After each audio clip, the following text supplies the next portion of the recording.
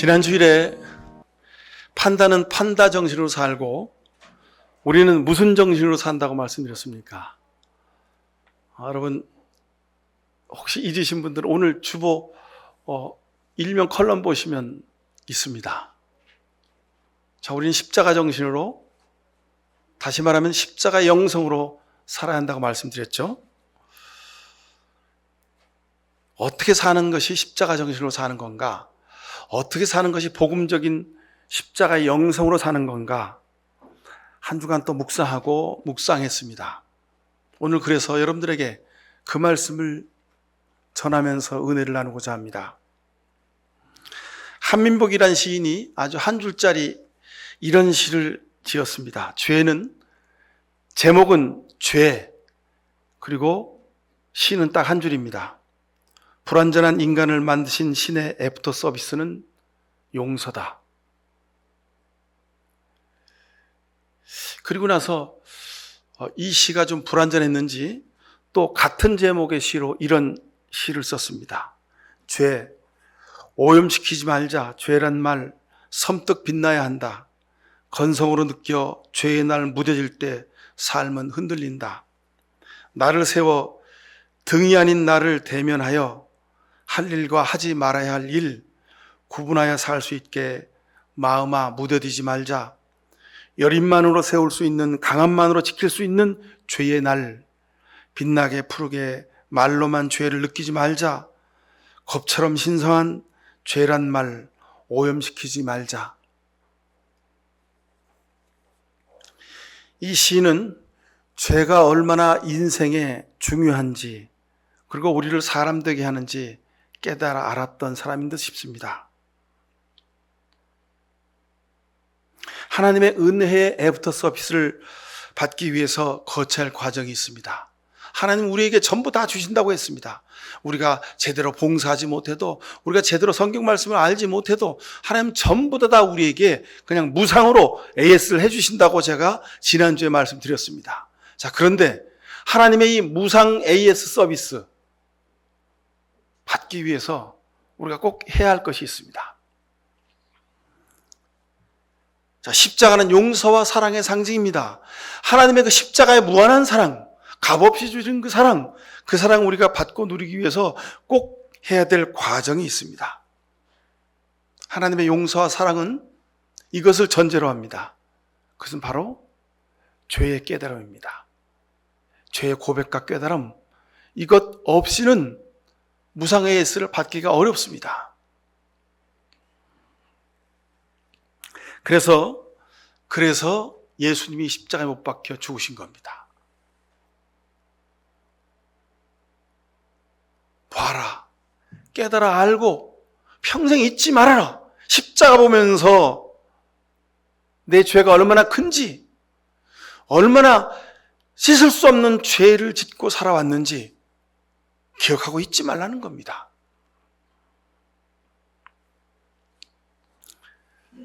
여러분 기억해 보십시오. 가만히 생각해 보십시오. 우린 그냥 교회의 상징이 십자가고 십자가가 교회에 걸려 있나 보다. 하나님의 사랑의 상징이 십자가인가 보다. 그런데 여러분 한번 다시 되물어야 됩니다. 왜 십자가일까? 십자가는 죄인이 지는 겁니다. 그냥 하나님이 예수님을 매달아 죽이실 형태를 그냥 아무렇게나 십자가를 선택하신 게 아니요. 로마 시대의 그 십자가는 죄인 중에서 괴수, 죄인 중에서 가장 큰 죄를 지은 그런 사람이 매달려 죽는 사형 도구였습니다. 그래서 예수님이 십자가 달려 죽으신 겁니다. 폼나게 어느 종교처럼 그냥 탁 가부좌 들고 앉아가지고 온몸에다가 밑에 장작을 탁 잔뜩 쌓았어. 그 위에 그 밑에다 불을 붙여가지고 그 불 속에서 활활 타오르면서 그렇게 멋지게 죽으시면 얼마나 좋았었겠어요. 그죠? 근데 빨가벗 끼우고 십자가에 못 박혀가지고 피를 다 흘리고 그 골고다 언덕 위에서 언덕 밑에 많은 사람들이 예수님 십자가 보고 야 저게 저자가 하나님 아들이었대. 아이고 자기나 구원시켜보래지. 뭐 이러면서 온갖 비난과 모욕을 받으며 죽게 하셨습니다.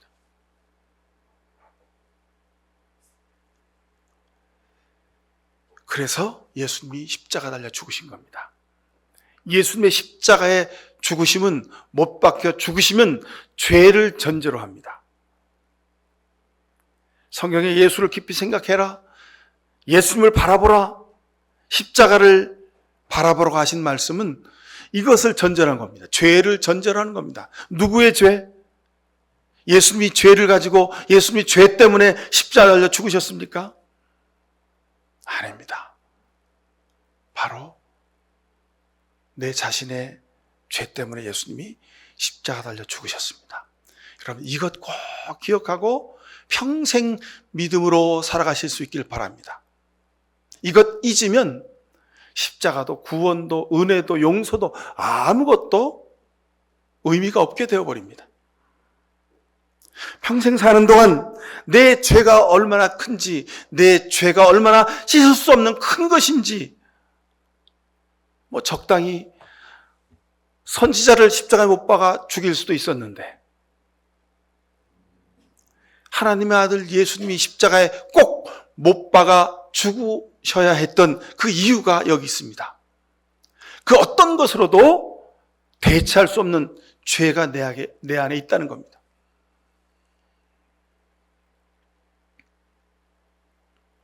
그래서 우리는 용서한다, 믿음으로 산다, 사랑으로 살아야지 그렇게 말하면서도 여전히 용서하지 못하는 자신을 돌아볼 수 있어야 합니다. 하나님이 이 세상 우리의 숨이 멎고 우리를 하늘 보좌에 부르시는 그날까지 하나님 나는 여전히 죄인입니다는, 하나님 나는 여전히 죄 속에 있다고 하는 그런 고백을 하며 주님 앞에 가야 합니다. 그런데 우리는 가끔가다 착각합니다. 우리 믿음이 너무 좋아서 내가 예수님 앞에 십자가 밑에 무릎 꿇고 내 죄를 고백했더니 하나님이 죄를 사해 주셨다는 거예요. 그래서 나는 의인이라는 거예요. 내가 하나님의 아들이니 나는 죄로부터 자유함을 얻었다는 거예요. 물론 여러분 논리상으로는 맞습니다. 근데 우리는 그렇게 완전한 존재가 아닙니다. 내가 죄사함 받고 의인이 되었다고 생각하는 그 순간부터 우리는 교만하기 시작합니다. 우리 머리는 고다지기 시작합니다. 그때부터 우리는 우리의 교만의 키는 자꾸 자라기 시작합니다. 그래 나는 저 사람보다 기도를 좀 잘하지. 나는 저 집사님보다 좀 더 열심히 봉사하지. 나는 저 목사보다 좀 설교를 좀 더 유창하게 하지. 내 기도가, 내 설교가, 내 목회가 능력이 좀 더 있어갖고 교회가 이렇게 부흥하는 거야. 여러분 그러다가 넘어진 사람 수도 없이 많습니다. 제가 20년 전에 30년 전에 전도사 부목사 시절에 무슨 미국의 어떤 교회야 그냥 어떤 목사님이 막 능력의 종이라고 그래갖고 나도 저기 가서 좀 그 목사님 어떻게 목회하는지 가서 좀 현장 실습을 견학을 좀 갔다 와야겠다 그랬더니 한 15년쯤 지나더니 그 목사님이 아주 고꾸라지고 자빠지더라고요. 그래서 그 목사님 그 교회가 지금 어디 있는지 흔적도 찾아볼 수가 없어요. 여러분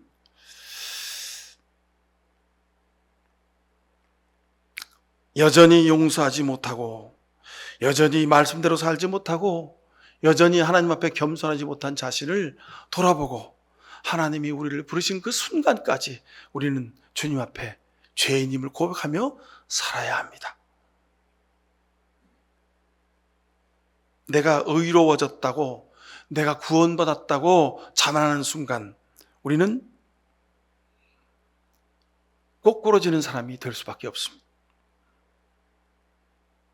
내가 천하의 가장 큰 죄인임을 고백하고 깨달아 할 때 우리는 십자가의 영성으로 살 수 있게 됩니다.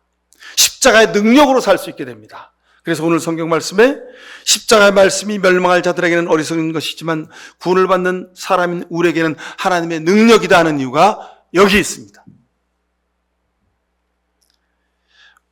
마태복음 6장 14절 이하에 보면 너희가 남의 잘못을 용서해 주면 너희 하늘 아버지께서도 너희를 용서해 주실 것이다. 그러나 너희가 남을 용서해 주지 않으면 너희 하늘 아버지께서도 너희의 잘못을 용서해 주시지 않는다.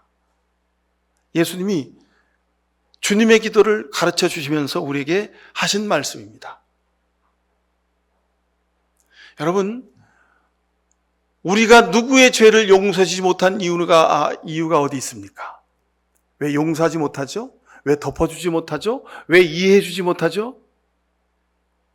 저 사람은 벌써 애당초 틀렸다는 거예요. 기본이 안 됐다는 거예요. 저 사람은 수준이 안 된다는 거예요. 저 사람은 내가 용서해 줄 가치가 없다는 거예요. 그래서 용서해 주지 않습니다. 그래서 이해해 주지도 않고, 그래서 덮어주지도 않습니다. 그래서 이해해 주지도 않습니다. 이러면 하나님의 용서도, 하나님의 이해도, 하나님의 덮어주심도 없다는 겁니다. 세상 사람들과 우리가 다른 이유는 세상 사람들은 자기 윤리와 도덕의 기준으로 사람을 평가하고 세상을 삽니다. 그리고 자기의 윤리적 삶의 수준과 방법을 결정합니다. 근데 우리는 십자가로 우리 삶의 방법과 기준을 맡기는 겁니다. 십자가의 기준, 십자가의 방법은 어떤 겁니까? 기준이 없는 겁니다.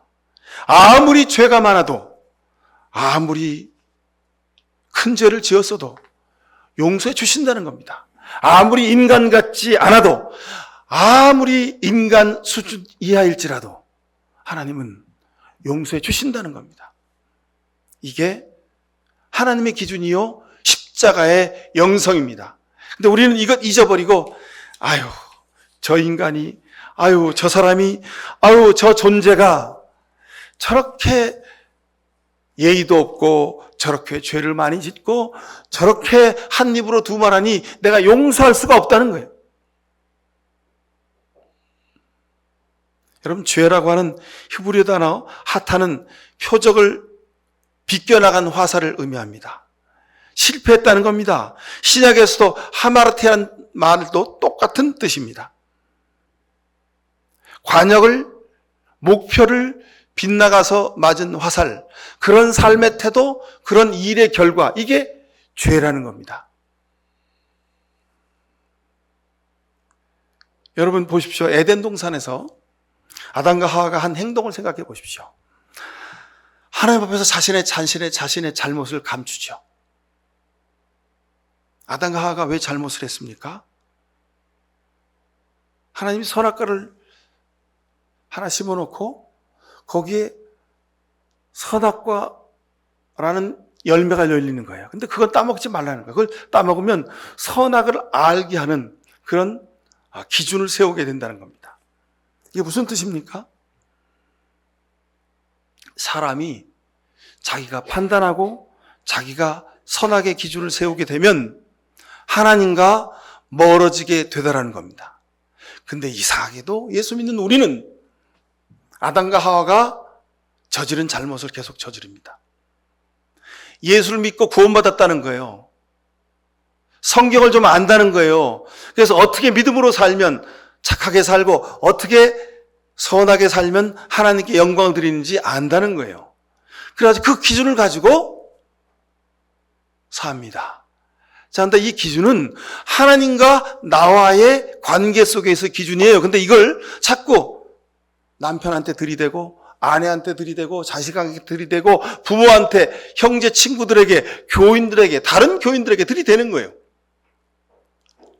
그러면 현대를 사는 아담과 하와가 되는 겁니다. 선악과를 따먹은 사람이 되는 겁니다. 자, 아담과 하와가 선악과를 따먹어서 보니까 자기가 서로가 벌거벗은 것을 보게 됐어요. 부끄럽기도 하고 이상하다.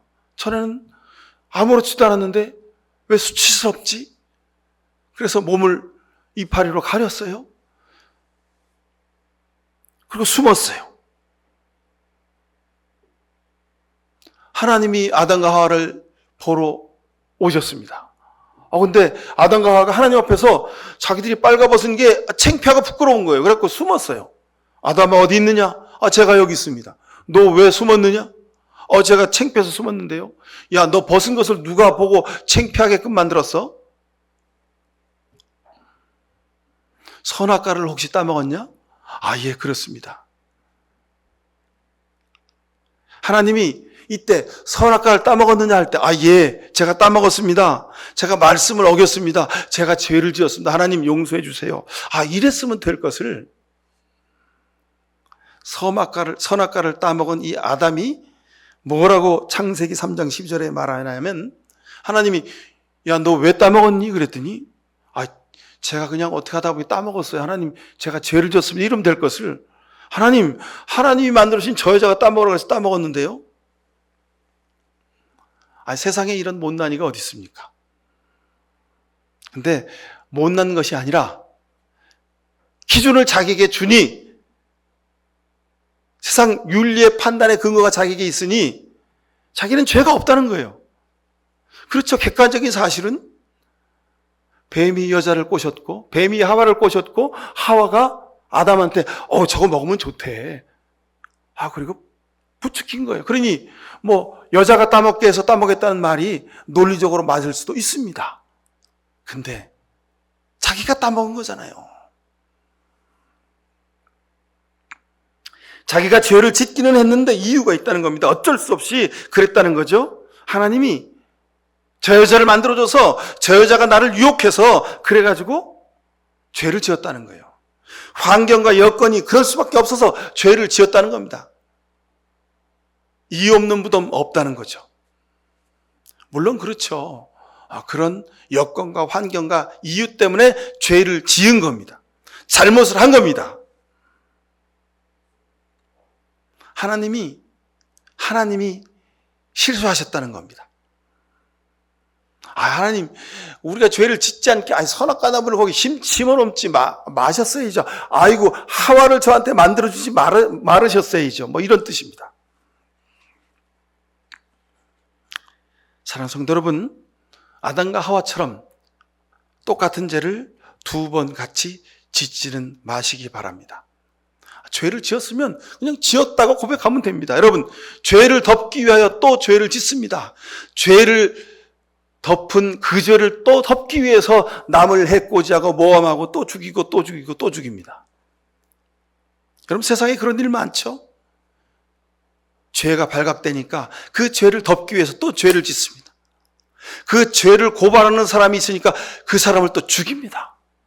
그래가지고 한 가지 죄를 지었는데 그 죄가 10가지, 100가지가 됩니다. 여러분, 그렇잖아요. 뭘 위조해서 잘못했어요. 뭘 조작을 해서 잘못했어요. 그러면 제가 잘못했습니다. 그러면 끝나는 거예요. 그냥. 근데 잘못이 없다는 거예요. 그러니까 세상이 참 우습게 되는 거죠. 여러분, 우리가 세상에 다른 사람의 죄를 보면서 저 사람 저랬대요. 저 사람 저랬대. 혀를 찹니다. 근데 여러분, 우리도 똑같습니다. 우리도 자신이 지은 죄를 덮기 위해서 또 거짓말하고 그렇게 사는 겁니다. 그러니까 저 사람도 죄가 없고 나도 죄가 없다. 그리고 퉁치고 가자는 겁니다. 그래서 죄악된 세상이라고 말하는 겁니다. 나도 저 사람과 똑같은 죄를 지었으니 죄악된 세상이야. 그러니까 그냥 덮어주고 가자고. 여러분, 하나님이 이런 뜻에서 덮어주라는 얘기 아닙니다. 죄를 지었으면 그냥 하나님, 제가 죄를 지었습니다. 자백하라는 거예요. 죄를 고백하라는 거예요. 그러면 하나님이 용서해 주신다는 거예요. 이게 우리 기독교의 속죄론의 기본입니다. 죄를 고백하지 않는데 어떻게 사해줘요? 어떻게 용서를 해줘요? 그죠? 용서할 수가 없는 겁니다. 용서가 안 되는 겁니다. 하나님, 나는 죄인입니다. 이 마음으로 사는 것, 이것이 십자가 영성의 기초입니다. 이것이 복음의 기초요, 하나님 사랑의 시작입니다. 내가 죄인임을 깨달아 알아야 예수 그리스도의 십자가의 그 능력이 시작되는 겁니다. 그 십자가로부터 용서의 은혜와 능력이 내게 폭포수처럼 임하는 겁니다. 로마서 7장 19절 이하에 바울은 이렇게 고백합니다. 나는 내가 원하는 선한 일을 하지 않고 도리어 원하지 않는 악한 일을 합니다. 21절에 나는 선을 행하려고 하는데 나에게 악이 붙어 있었습니다. 그래서 그 악이 나를 자꾸 악에 머물게 합니다. 21절에 나는 속사람으로는 하나님의 법을 즐거워하나 내 지체에는 다른 법이 있어서 내 마음의 법과 맞서서 싸우며 내 지체에 있는 죄의 법에 나를 포로로 만드는 것을 봅니다. 23절에 나는 참으로 비참한 사람입니다. 누가 이 죽음의 몸에서 나를 건져주겠습니까? 여러분 보십시오. 제가 설교 서두에서 말씀드린 그 말씀이 맞죠? 능력의 종, 하나님이 신약시대 가장 능력 있는 종으로 삼았던 이 바울 사도조차도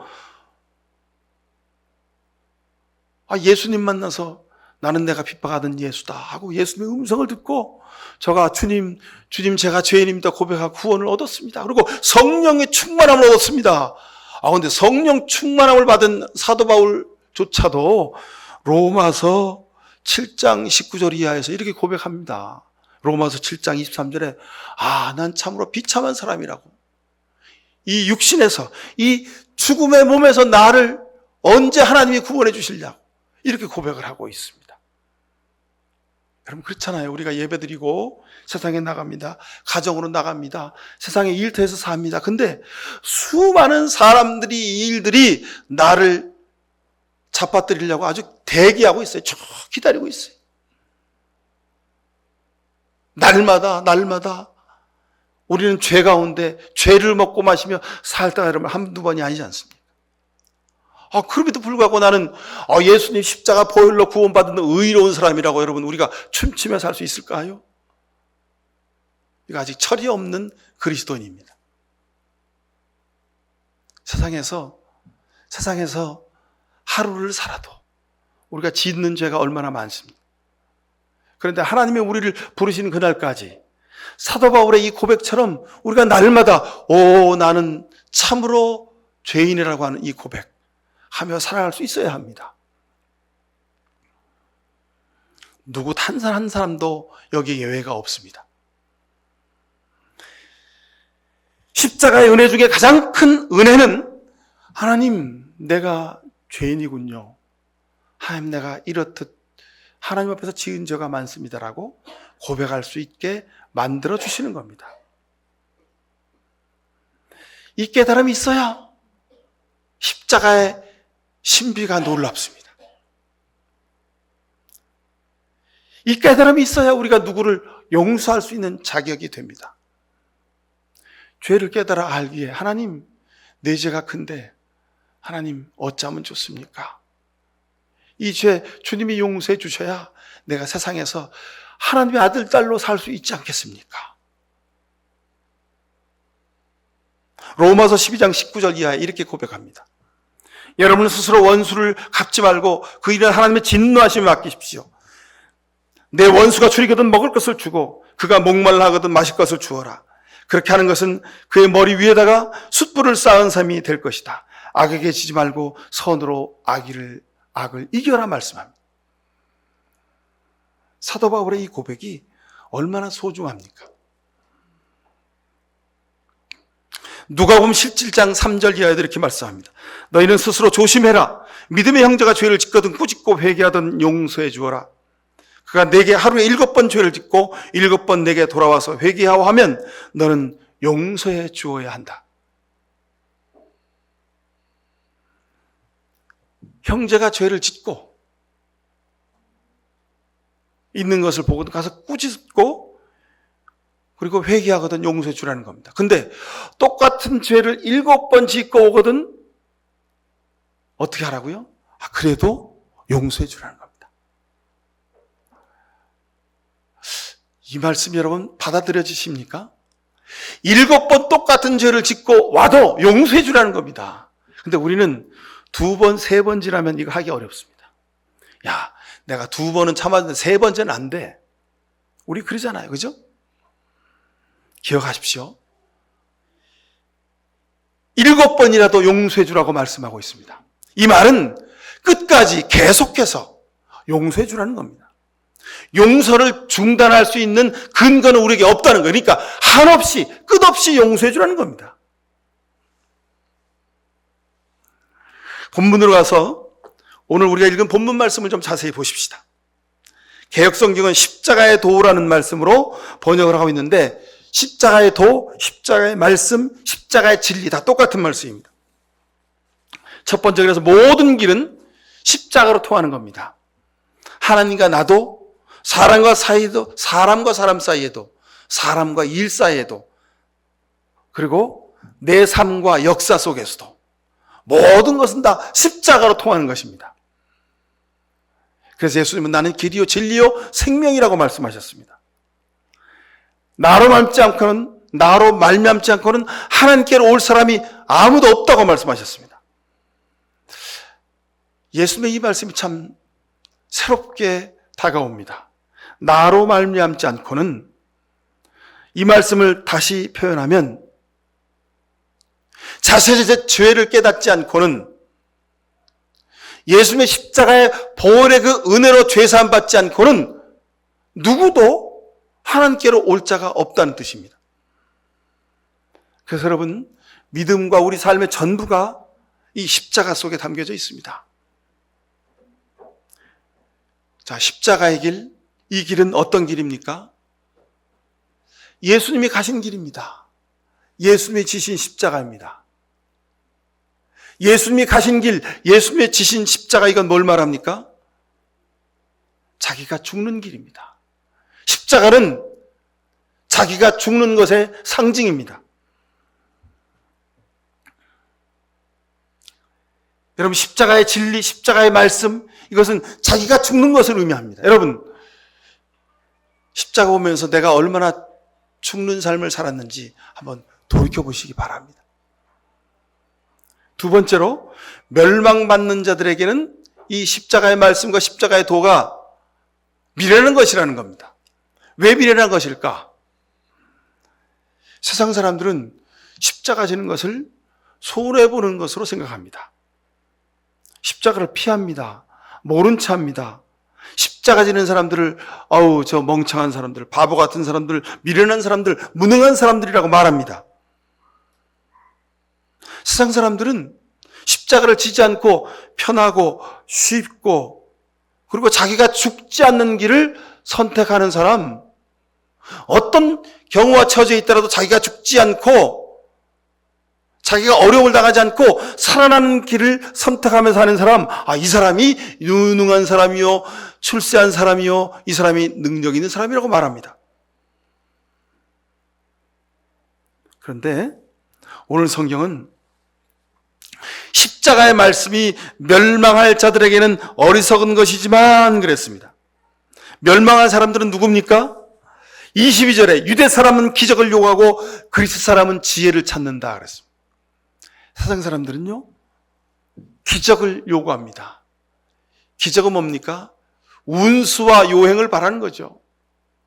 근데 예수 믿는 사람들도요, 기적만 탐하는 사람들 많이 있습니다. 어느 기도원에서 누가 안수기도 했는데 그 안수기도 받았더니 나았다더라. 그러고 거기 쫓아가요. 어느 체육관에서 아무개 목사가 와서 집회를 하는데 그 사람의 안수기도를 받으면 낫는다더라. 여러분, 그건 기적을 쫓는 사람들입니다. 자기 믿음이 없는데, 예수님이 그러셨죠? 내 믿음이 너를 구원했다고. 내 믿음이 없는데 누가 안수기도 한다고, 어떤 능력의 종이 머리에다 손을 얹어서 안수기도 한다고 그러면 그 사람이 낫습니까? 천만의 말씀이요. 아닙니다. 멸망받는 세상 사람들은 기적을 요구하고 그리스 사람들은 지혜를 요구한다 그랬습니다. 무슨 지혜입니까? 십자가 지지 않는 지혜입니다. 논리적으로 1, 2, 3, 4, 5, 6, 7, 8, 9, 10 다 맞아요. 근데 결국은 자기 희생, 자기 죽음이 없습니다. 자기가 십자가 지지 않습니다. 그리고 마지막에 자기는 꽃과 열매만 탐하겠다는 겁니다. 그러니까 세상적인 지혜입니다. 근데 하나님은 이런 모든 것들을 멸망할 자들이라고 말씀합니다. 십자가가 없는 복음, 십자가 없는 믿음, 십자가가 없는 교회, 십자가 없는 그리스도인, 이 사람들은 멸망받을 사람들이라는 겁니다. 여러분, 십자가 통하지 않고 어떻게 예수님을 믿을 수 있습니까? 어떻게 십자가 없이 신앙생활 할 수 있습니까? 어떻게 교회에서 십자가 지는 일이 없이 여러분 교회 공동체가 유지될 수 있습니까? 이건 복음이 성립이 되지 않습니다. 근데 이상하게도 십자가 없는 교회들이 많습니다. 저 교회 가면 뭐가 잘 된대. 저 목사님 설교만 들으면 성공한대. 여러분, 유능한 능력 있는 목사님의 설교가 성공학 특강이 되는 시대가 되었습니다. 그래서 사람들이 유튜브 보고 이리로 저리로 우르르 저리로 우르르 몰려가는 시대가 이 시대입니다. 이상하죠? 우리 국가에서 시행하는 2년마다 또는 5년마다 시행하는 국민 센서스 조사가 있습니다. 거기에 보면 우리 대한민국의 기독교인 숫자는 자꾸만 줄어듭니다. 그런데 이상하게도 교인 숫자는 하나도 줄지 않습니다. 왜 그렇습니까? 교회들이 다 거짓말하고 있는 거예요. 왜 거짓말을 할까요? 우리 교회 교인 숫자가 1000명이다, 10,000명이다, 10만 명이다, 20만 명이다 자랑해야 그 교회가 능력 있는 것으로 사람들에게 평가받기 때문에 그렇습니다. 여기에 사탄의 노림수가 있는 거죠. 여러분 기억하십시오. 멸망받는 자들에게는 어리석은 것이라고 말했습니다. 왜요? 저들은 십자가를 지지 않으니까. 저들은 예수 그리스도의 속죄의 은혜를 입을 수 없는 존재들이니까 그들에게는 어리석은 짓이 되는 겁니다. 거꾸로 말하면 구원을 받는 여러분들에게는 십자가의 말씀과 십자가의 진리가 하나님의 능력이 되는 겁니다. 왜냐하면 예수님의 십자가 보혈로 내 죄가 사함을 받았기 때문에 그렇습니다. 여러분, 십자가를 통해서만 우리가 다시 살 수 있습니다. 이 말은 십자가를 통해서 내가 죽는다는 말입니다. 오늘날 교회와 기독교가 크리스찬들이 빠진 함정이 있습니다. 교회 안에 신앙생활 안에서 입으로만 주여 주여 하면서 사는 사람들이 많아졌다는 겁니다. 이 말은 자기 죄를 고백하지 않는다는 뜻입니다. 자기 죄를 그냥 잊어버리고 산다는 뜻입니다. 예수님의 십자가는 지식이 아닙니다. 예수님의 십자가는 예수님의 삶으로 보여진 사랑의 상징입니다. 삶으로 보여진 십자가, 이것이 하나님 사랑의 진리입니다. 여러분 삶으로 십자가가 보여질 수 있게 되길 바랍니다. 하나님의 십자가가 이런 것이구나. 우리 어머니, 우리 아버지가 지신 십자가가 이런 것이구나. 저 목사님이 지신 십자가가 바로 이런 것이구나. 내가 지는 십자가가 이런 것이구나. 여러분의 삶으로 그 십자가가 보여줄 수 있게 되기를 간절히 축원합니다.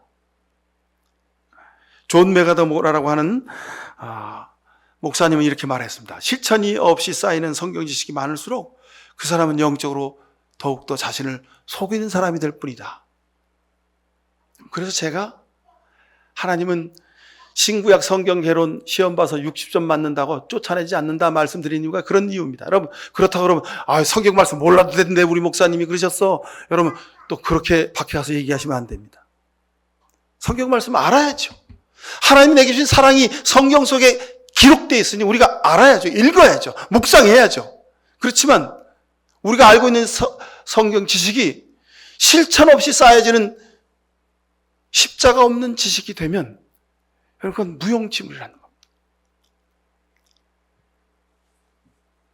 예수 그리스도의 십자가에 대해서 무감각해지는 사람, 여러분 문제입니다. 십자가 바라볼 때마다 내 죄가 얼마나 크면 하나님이 아드님 예수 그리스도를 십자가 달려 죽게 하셨을까? 여러분 이 고백이, 이 깨달음이 우리에게 있어야 합니다. 고린도전서 15장 16절에 죽은 사람들이 살아난 일이 없다면 그리스도께서 살아나신 일도 없었을 것입니다. 오늘날 우리 가운데서 죽었다가 다시 살아나는 일이 있어야 되지 않겠습니까? 사도 바울의 말씀, 이 말씀은 사도 바울이 고린도 교회 성도들 향해 주신 말씀이기도 하지만 오늘 우리를 향해 주신 말씀이기도 합니다. 오늘 내 삶을 통해서 십자가에서 못 박혀 죽으신 그 예수님이 다시 살아나는 은혜가 있게 되길 축원드립니다. 아, 그렇구나.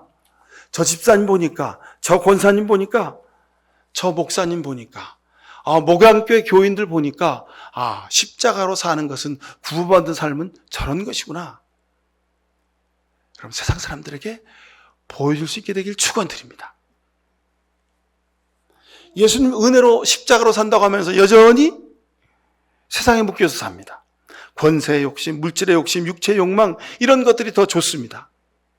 여러분, 여기서 벗어나야 합니다. 다시 주님 십자가 앞에 내 죄를 고백할 수 있어야 합니다. 자, 마지막으로 23절에 십자가에 달리신 그리스도를 전합니다 말씀합니다. 십자가에 달린 그리스도를 전하는 것, 여러분 어떻게 전할 수 있습니까? 예수님이 십자가에 죽으셨습니다. 예수님이 부활하셨습니다. 그러니 여러분 십자가에 달리신 그 예수를 믿으십시오. 이게 말로는 안 되는 일입니다. 십자가에 달리신 그리스도를 전하는 방법, 그것은 오직 삶으로 가능합니다. 내 마음대로 사는 것에서 예수님의 마음으로 사십시오. 내 뜻대로 사는 것에서 하나님의 말씀으로, 예수님 말씀으로 사십시오. 그래서 요한복음 12장 24절에 이렇게 말씀합니다. 내가 진실로 진실로 너에게 이르노니 하나님의 밀알이 땅에 떨어져 썩어져 죽지 아니하면 하나를 그대로 있고 죽으면 많은 열매를 맺느니라 하셨습니다. 여러분, 내가 사는 가정에서, 내가 맺고 있는 많은 인간관계 속에서 여러분, 내가 죽어야 합니다. 그러면 나를 통해서 하나님이 열매 맺게 하실 것입니다. 이 일의 본을 보여주시기 위해서 예수님이 십자가 달려 죽으셨습니다. 그러니 여러분, 우리도 내 생각과 내 고집과 내 교만과 내 생각, 내 기준에서 죽어야 합니다. 그래야 내 자식이 살고 내 남편이 살고 내 아내가 살 수 있습니다. 여러분, 내가 똑똑하고 내가 늘 윤리적이고 내가 아는 것이 많고 내가 늘 모든 것에 앞장서서 모든 일을 감당하는 지도력과 능력이 탁월합니까? 여러분, 그럴수록 죽어야 합니다. 그래야 나를 통해 주님이 사시고 나를 통해 하나님의 은혜가 보여줄 수 있습니다. 예수님이 그러셨죠? 누가복음 9장 23절에 누군지 나를 따라오거든 자기 십자가를 지고 자기를 부인하고 자기 십자가를 지고 나를 따라오라고 말씀하셨습니다. 자기를 부인하는 일은 자기가 죽는 일이고 자기 십자가를 지는 일도 자기가 죽는 일입니다. 그러면 예수님 따를 수 있습니다. 사랑하는 성도 여러분, 자꾸 내가 뭘 하는 것, 여기에 함정이 있습니다. 내가 이해하면 오해하는 겁니다. 내가 죽어야 이해할 수 있게 하십니다. 내가 용서하는 것은 교만입니다. 내가 죽어야 용서할 수 있는 은혜가 임하십니다. 내가 섬기면, 내가 일하면 실패합니다. 내가 죽어야 섬길 수 있고 일할 수 있게 되는 겁니다. 그래야 하나님의 능력이 역사하시는 겁니다. 하나님이 우리에게 영적인 애프터 서비스를 시작하시는 순간이 바로 여기 있습니다. 내가 죽어야 합니다. 내가 죽기 위해선 내 죄가 얼마나 크고 얼마나 시커먼지를 우리가 알아야 합니다. 이게 십자가를 따라 사는 삶입니다. 내가 죽어야 구원의 은혜도 있고, 내가 죽어야 용서의 은혜도 있고, 내가 죽어야 사랑의 기적도 일어납니다. 여러분, 이 가을을 살면서 하나님의 이 비밀스러운 은혜가 여러분 가운데 임하셔서 우리 가정이 살고 우리 교회가 살고 이 나라 민족이 사는 그런 복된 역사를 누리는 우리 모두 되실 수 있기를 간절히 축원을 드립니다. 기도하십시다. 사랑의 하나님, 우리를 불쌍히 여겨 주시옵소서. 내가 죽지 않고 시퍼렇게 살아서 늘 제 주장만 하며 살았습니다. 내 기준과 내 뜻대로 살았습니다. 이로 인해 예수님이 다시 십자가 지심을 우리가 모르고 살았습니다. 주님, 우리를 불쌍히 여기사 오늘 이후로 십자가 앞에 내가 죽는 믿음의 사람들 되게 하옵소서. 회개의 사람들 되게 하옵소서. 진정으로 십자가의 능력을 의지하는 믿음의 사람들 되게 하옵소서. 예수 그리스도 이름으로 기도하옵나이다. 아멘. 아버지 하나님, 실로 세상 살면서 지은 죄가 수도 없습니다. 내가 죄인입니다. 내 죄로 인하여 우리 가정과 우리 일터가, 우리 교회가, 이 나라의 민족이 참으로 아픔과 고난 가운데 있음을 고백합니다. 주여, 주 앞에 회개 기도를 드린 모든 죄악들 머리 위에 하나님 아버지의 귀하신 사랑과 예수 그리스도의 십자가의 죄 용서함의 은혜와 세상 살면서 사랑의 사람으로 살게 하시는 성령의 사랑의 은사가 지금부터 영원히 함께해 주시옵기만을 간절히 축원하옵나이다. 아멘.